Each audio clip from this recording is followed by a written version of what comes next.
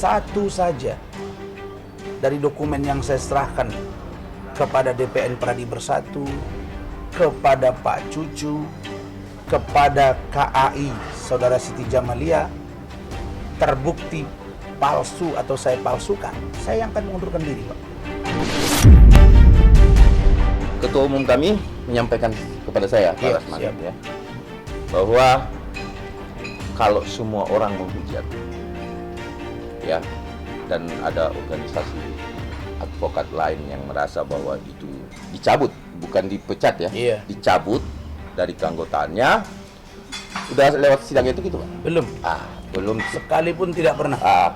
Belum ada sidang etik, kemudian dikatakan dipecat, Sekalipun tidak pernah. tetapi saya yakin organisasi advokat tersebut organisasi bagus, kredibel, sangat luar biasa, tapi tidak bisa mengintervensi juga organisasi lain.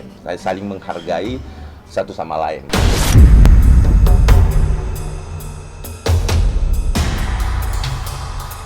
Terus melawan hingga titik darah penghabisan. Hal itulah yang kini nampaknya dilakukan oleh Rasman untuk membuktikan kebenaran yang selama ini ia cari untuk membuktikan jika dirinya benar. Dan banyaknya permasalahan yang kini menerpanya hingga tidak dihargai oleh organisasi pengacara sebelumnya, kini Rasman pun akhirnya menemukan tempat berlabuh dan langsung dibenarkan oleh Ade Darmawan Dipakusuma selaku Sekjen Pradi Bersatu. Lantas, seperti apakah penjelasan Sekjen Pradi Bersatu terkait Rasman yang kini akhirnya bergabung di organisasi pengacara yang dipimpinnya? SK ini mengikat, Pak, bahwa saya sudah diverifikasi, ditunjuk resmi dan bukan ilegal. Siapa yang merekomendasikan saya adalah Bapak Andar Situmorang, ya Pak ya? Ya, betul. Nah, beliau ingin Advokat diberitahu senior tadi bahwa beliau saya direkomendasikan oleh Pak Andar Situmorang. Itu pun saya tahu setelah terbit KTA saya. Begitu KTPA namanya. Kita namanya KTPA, Kartu Tanda Pengenal Anggota. Dan ini diberitahu oleh Pak Andar setelah terbit. Nah, saya bilang luar biasa, Bang. Nah, saya sudah tetapkan hati berpindah ke, dalam artian berlabuh ya, berlabuh. Nah, insya Allah untuk lama saya merasa nyaman dan jujur saja saya sudah nggak nyaman dengan pemberitaan yang sudah hampir 8 bulan ini, Pak. Di dalam organisasi Pradi Bersatu itu ada 2 rekrutmen. Jadi biar teman-teman wartawan tahu dan publik juga tahu bahwa Pradi Bersatu memiliki 2 sistem untuk keanggotaan. Yang pertama adalah anggota calon advokat, ya, anggota calon advokat, ya. Yang kedua adalah advokat. Nah, cara Pradi Bersatu untuk melakukan approve KTA-nya, bila yang itu adalah calon advokat, maka yang dibutuhkan adalah sesuai dengan undang-undang dan aturan. Kemudian kita usulkan dia menjadi advokat, ya. Jadi melalui organisasi sudah memverifikasi data-datanya tentu sesuai dengan undang-undang, yaitu ijazah, KTP, terus kemudian ada SKKB, terus keterangan tidak pernah dipidana selama 4 tahun atau lebih, terus kemudian dan lain-lain. Itu ada tertuang di dalam Undang-Undang 18 yang kemarin juga salah satu organisasi advokat sudah menjelaskan itu detail bahwa itu adalah penerimaan calon advokat. Yang kedua adalah penerimaan yang anggota yang sudah advokat. Nah, kalau yang sudah advokat ini di Pradi Bersatu itu tidak perlu lagi menganulir ijazah. Dia hanya meng-cross check berita acara sumpah KTP. Cukup karena dia sudah advokat. Kemudian yang ketiga adalah rekomendasi. Siapa sih advokat senior yang merekomendasi ini? Kita approve. Nah, saudara Rasman Harith Nasution sudah menjalankan praktek advokat dan berbas. Saya rasa tidak perlu memverifikasi, tidak ada kaitannya. Domain kami, domain Sekretaris Jenderal tidak berada pada persoalan ijazah. Itu ada pada calon advokat yang akan mendaftar di kita. Saudara Dr. Rasman Harith Nasution tidak memiliki lagi terdakwa, terpidana, dan tersangka. Nah, ini yang kedua. Jadi terlepas dari isu apapun, itu tidak memenuhi syarat untuk ditolak oleh kami. Tidak ada tersangka dan tidak terpidana, Pak. Dan juga tidak ada putusan pengadilan, Pak. Iya. Oke. Baik itu terkait ijazah dan lain-lain sebagainya.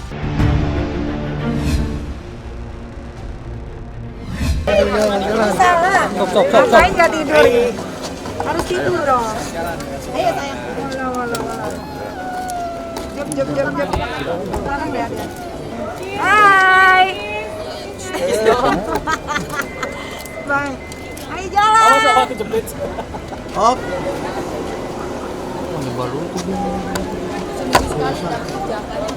Terakhir saya tinggalin jam 3:30 itu dia tidur malah. Kalau saya kan lagi ngobrol sama Bang Fahmi, lawyernya. Setelah saya lihat dia istirahat, ya udah saya tinggal pulang gitu. Tapi selama saya temani di sana dia baik-baik aja.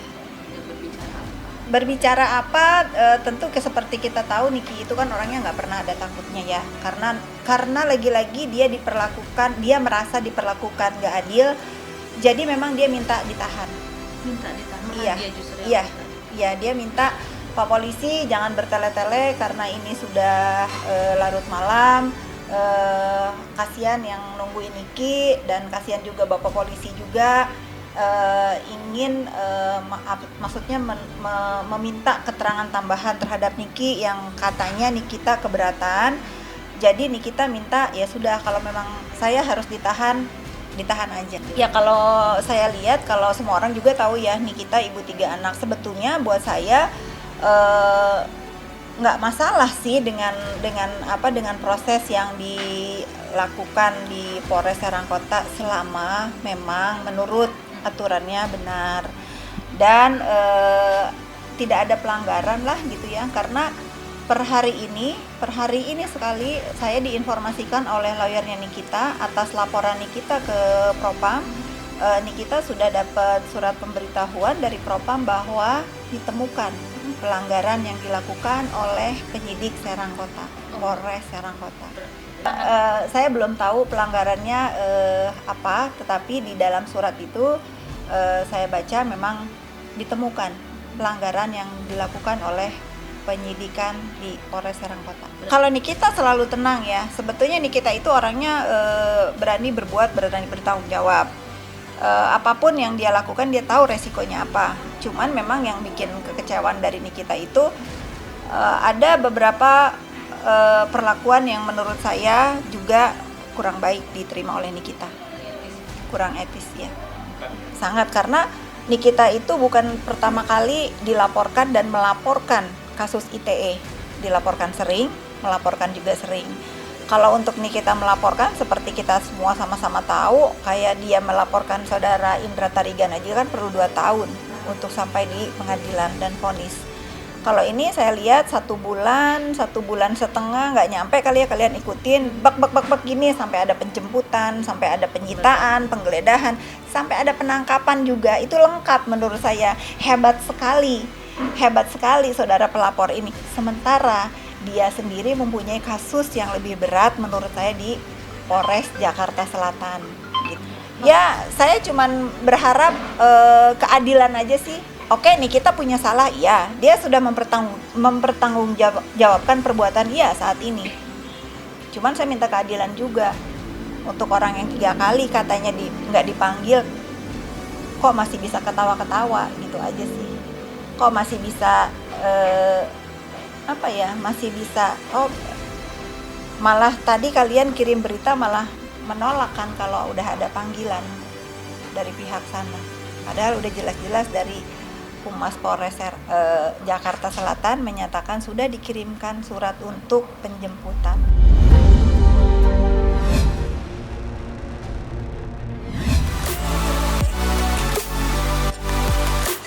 Kalau naik tuk-tuk, jadi Naik bajai. Wah, ini perkotaannya di sini ya. Ramai banget, crowded. Tuh.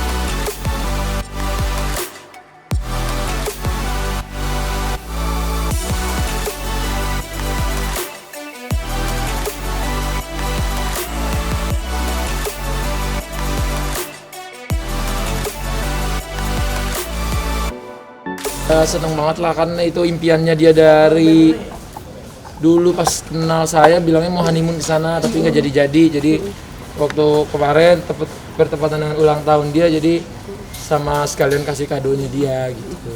Seru banget, apalagi ini kan sama Amina juga, jadi lebih berwarna sih jalan-jalannya. Iya, semuanya aku kalau makan apa semua pasti sama tim gitu. Selama bisa sama tim. Hotelnya juga bareng, semuanya bareng. Pesawatnya juga bareng. Ya seneng lah bisa bareng-bareng terus sama. Katanya waktu itu kan ada yang ngurusin check-in hotel gitu. Ternyata paspor ketinggalan di meja itu. Untung kata si Kika masih ada di situ, baru kita udah nggak tahu, udah panik gitu. Nggak, kalau di Italia itu bukan dipalak sih, lebih ke dipaksa. Misalnya kalau kita jalan kan lagi misalnya dikasih barang apa, mungkin tim-timku pada nggak tahu, kalau aku kan iya makasih udah. Nah timku kita lihat mana kok nggak ada, tuh di belakang lo dimintain duit, kita bilang kembaliin aja barangnya, nggak mau bang karena udah dipegang. Waduh, mungkin mereka karena nggak ngerti kan, jadi megang barangnya, jadi tagihin duit, terus kalau dikembaliin orangnya nggak mau, marah karena udah dipegang. Mungkin sangkain dia kan pas itu dikasih hadiah gitu kan, jadi ya. Tapi overall alhamdulillah sih aman gitu, karena yang sebelumnya kan pernah waktu di Turki itu di kayak lagi jalan gitu kan timku kayak ditabrak gitu, terus diambil tempat handphonenya. Ternyata untungnya waktu itu handphonenya selamat, tapi kayak powerbank, wifi semua hilang timku gitu. Jadi kemarin kita jaga-jaga banget lah, karena udah pengalaman keluar negeri. Kalau di monumen lagi rame, apalagi sana kan summer, jadi seneng banget. Sana banyak Vespa, jadi banyak cuci matanya guys ya. Kalau orang suka motor klasik pasti ngeliat motor klasik tuh seger matanya. Tapi emang niat nyari Vespa gitu? Wah, emang jalan-jalan aja, cuma ngeliat sana banyak Vespa. Istilahnya kan kalau orang-orang yang suka koleksi mau motor-motor tua itu ke Italia paling suka, karena di sana kan nuansanya klasik semuanya. Dari dulu nyari duit buat bahagiain keluarga, dan kita juga udah lama juga nggak pernah, bukan udah lama, baru pertama kali juga nih jalan sama Amina sama istri. Jadi plus ini hadiah ulang tahunnya dia kan, jadi pengen ngasih yang terbaik aja gitu. Jadi kan istri senang, jadi dia asinya juga lancar, semakin semangat lagi pulang ke tanah air. Kayak souvenir dari Italia gitu. Nah saya nggak tahu, tanya sama.